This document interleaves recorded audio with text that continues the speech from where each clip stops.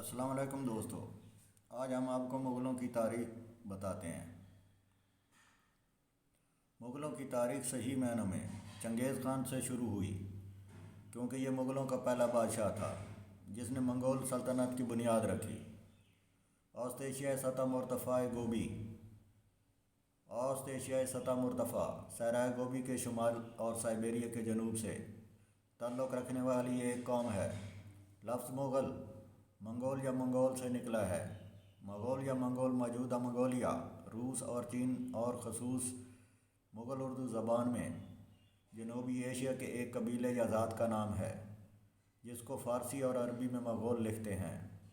بھارت، پاکستان، افغانستان اور بنگلہ دیش سے متعلق ان لوگوں کی ایک بہت بڑی تعداد موجود ہے جو مغلوں نے مختلف ادوار میں وسط ایشیا سے حملوں کے دوران آباد کیے۔ دیگر قومیں جیسا کہ ترک اور ایرانی تارکین وطن بھی یہاں آباد ہوئے۔ تمام وہ لوگ جو مغل نسب کا دعویٰ کرتے ہیں مختلف وسطی ایشیائی ترکی مغول فوجوں کی اولادیں ہیں۔ چنگیز خان سے تیمور اور تیمور سے ظہیر الدین بابر تک ایران اور جنوبی ایشیا پر حملے کے نتیجے میں یہ لوگ یہاں مقیم ہوئے۔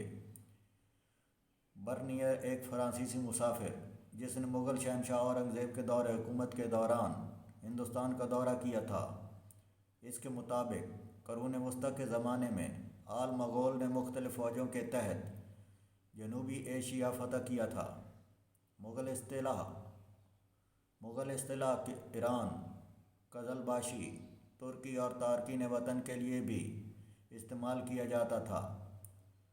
17ویں صدی عیسوی میں مغل لفظ مختلف گروہوں کی ایک بڑی تعداد کا احاطہ کرتا ہے۔ عام طور پر بھارت کے تمام مرکزی ایشیائی تارکین وطن، ازبک، چغتائی، تاجک، برلاس، قازق، کرغستان، افغانوں اور کفکاز کے تارکین وطن کے لیے بھی استعمال کیا جاتا تھا۔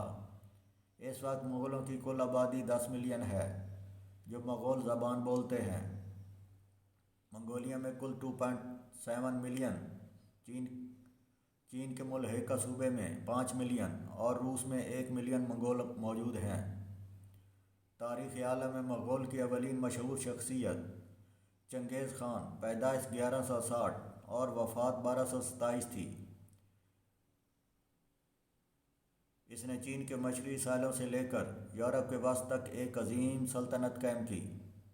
یہ تاریخ عالم کی سب سے بڑی سلطنتوں میں سے ایک ہے جو مغرب میں ہنگری، شمال میں روس، جنوب میں انڈونیشیا اور وسط کے بیشتر علاقوں مثلاً افغانستان، ترکی، ازبکستان، گرجستان، آرمینیا، روس، ایران، پاکستان، چین اور بیشتر مشرق وسطیٰ پر مشتمل تھی۔ مغول یا منگول سلطنت 13ویں اور 14ویں صدیوں میں ایشیا میں قائم کی گئی۔ یہ سلطنت مشرقی یورپ تک پھیلی ہوئی تھی۔ 1206 میں چنگیز خان نے اپنے آپ کو مغول قوم کا حاکم اعلان کیا۔ جب وہ 1227 میں وفات پا گیا تو وہ وسط ایشیا، شمالی چین اور مشرقی فارس کا کچھ حصہ فتح کر چکا تھا۔ چنگیز خان کے بعد اس کے جانشینوں نے فتوحات کا سلسلہ جاری رکھا، یہاں تک کہ منگول سلطنت مشرقی یورپ سے مغرب ایشیا تک پھیل گئی، جس میں مشرق وسطیٰ اور وسطی ایشیا بھی شامل تھے۔ اگر برصغیر پاک و ہند کی بات کی جائے تو شہنشاہ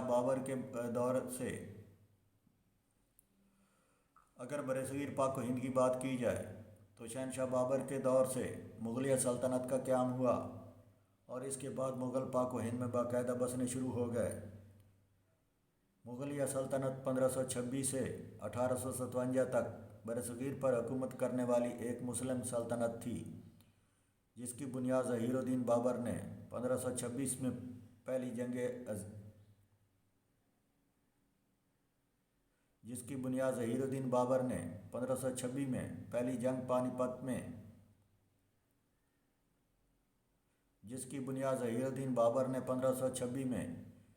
پہلی جنگ پانی پت میں دہلی سلطنت کے آخری سلطان ابراہیم لودھی کو شکست دے کر رکھی تھی۔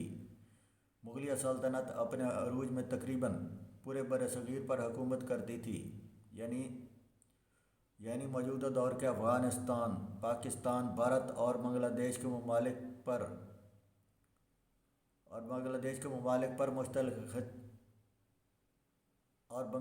ممالک پر مشتمل خطے پر ان کا دور دارا تھا۔